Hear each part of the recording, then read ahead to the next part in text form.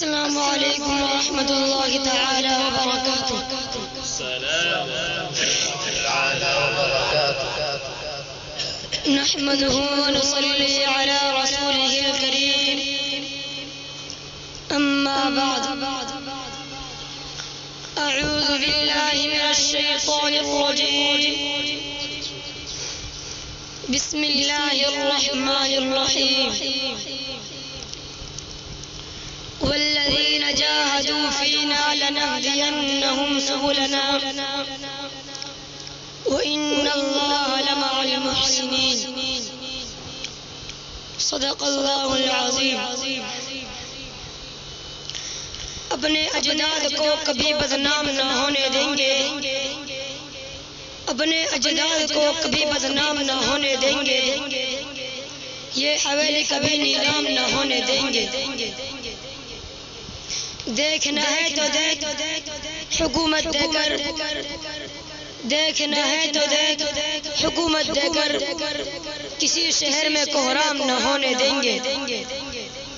عزیزان ملت اور نوجوانان اسلام، بڑے زور و شور کے ساتھ اطراف ملک میں یہ آواز گونج رہی ہے اور یہ صدا لگائی جا رہی ہے کہ آزادی ہند کی لڑائی صرف ہندو نے لڑی ہے، لہذا ہندوستان ایک ہندو راشٹر ہے.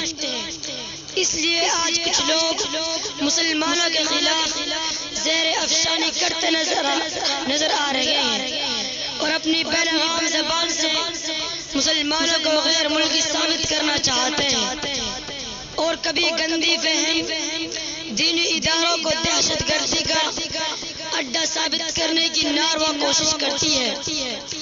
میں پوچھنا چاہتا ہوں ان لوگوں سے کہ بتاؤ، جب ہندوستان کی سرزمین پر انگریز کا تسلط ہوا اور جب ہندوستان کی مانگ کا سندور خورچا جا رہا تھا اور خوبصورت عمارتوں کو مسمار کیا جا رہا تھا، عزت و آبرو کو پیروں تلے کچلا جا رہا تھا، وہ کون تھا کہ جو اس ملک کی عزت بچانے کے لیے اپنا لہو بہا رہا تھا؟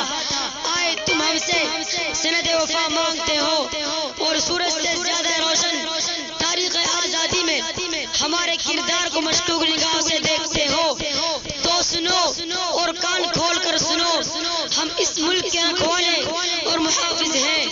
احسان فراموش تم ہو کہ تمہیں آزادی کی پرسکون فضائیں ہم نے دی ہیں. آؤ اور دیکھو اپنے ماضی کو کہ جب تم انگریز کے جنگل میں جکڑے ہوئے تھے، سانس لینے کی تم کو مہلت نہ تھی. اس وقت اس ملک کی گود میں کوئی پرورش پانے والا، کوئی مائی کا لال اتنی جرأت نہیں کر سکتا تھا کہ انگریز کی حکومت کو للکار سکے، دنیا کی سپر پاور طاقت کا مقابلہ کرنے کے لیے اپنی آواز اٹھا سکے. دیکھو ہماری بے باکی کو کہ سب سے پہلے جس نے آواز اٹھائی تھی وہ شہر دل انسان، خدا طرز انسانیت کا مسیحا شاہ ولی اللہ محدث دہلوی کے فرزند شاہ عبدالعزیز تھے. شاہ عبدالعزیز کی آواز کیا تھی؟ وہ آواز یہ تھی کہ انگریز کے خلاف جہاد کیا جائے اور ملک ہندوستان کو آزاد کیا جائے. شاہ عبدالعزیز کا فتویٰ انگریز کے لیے ایک خطرناک پیغام تھا جس نے انگریز کو بے چین کر دیا تھا اور اسی آواز کے سہارے علماء ہند اور خاص طور سے علماء دیوبند اپنے سر کے کفن باندھ کر انگریز کی حکومت کو ختم کرنے کے لیے میدان میں نکل پڑے.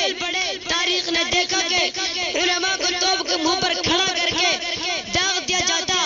خدا کی قسم علماء کرام کے گوشت کے لوتھڑے اڑ گئے اور فضائے آسمانی خون سے رنگین ہو گئی.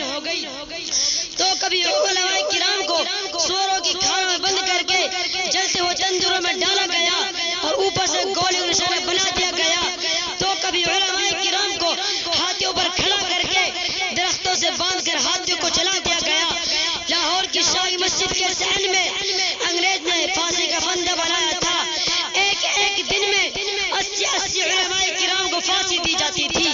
تو کبھی علماء کرام کو بورے میں بند کر کے دریا میں ڈالا گیا اور یوں کہا گیا کہ اے مولویوں، صرف ایک بار تم یہ کہہ دو کہ ہم 18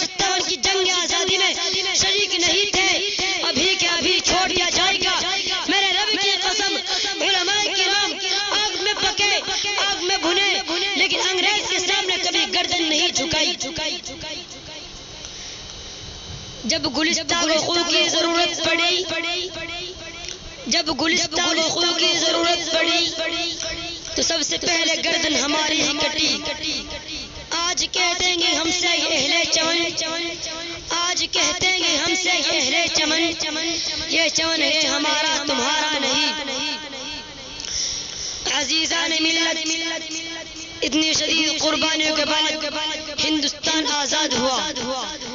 اگر یوں کہوں گے علماء کرام کے خون سے سرزمین ہند کو دھویا گیا تو مبالغہ نہیں ہوگا۔ آج ہم سے وفاداری کی ثبوت مانگنے والوں، جاؤ تاریخ اٹھا کر دیکھو، آزادی کے بام میں تمہیں سنہرے حرفوں میں سر فہرست ہمارا ہی نام نظر آئے گا۔ آج بھی یہ سرزمین ہمارے شہداء کے خون سے لم ہے، قطرے قطرے سے وفا کی خوشبو پھوٹ رہی ہے اور آنکھ بھرے ہوئے ہیں۔ ہماری قربانی کو احاطہ و احصا کرنا بھی دشوار ہے۔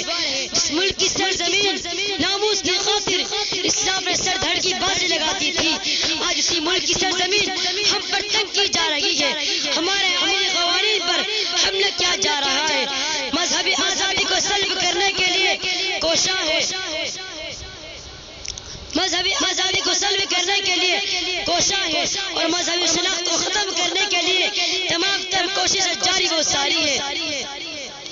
وہ مذہبی جو کبھی گنگا جمنی تہذیب کا گہوارہ تھا، ہندو مسلم جہاں کبھی شان بشان نظر آتے تھے، آج وہ دور خزاں سے دو چارے ہیں۔ جہاں کبھی قوت و محبت کے پھول کھلا کرتے تھے، حضرات حالات کے تمام تر سنگینی کی جائزہ لینے کے بعد سستے ہوئے لبوں پر یہ سوال اٹھتا ہے کہ آخر یہ کیسی آزادی ہے؟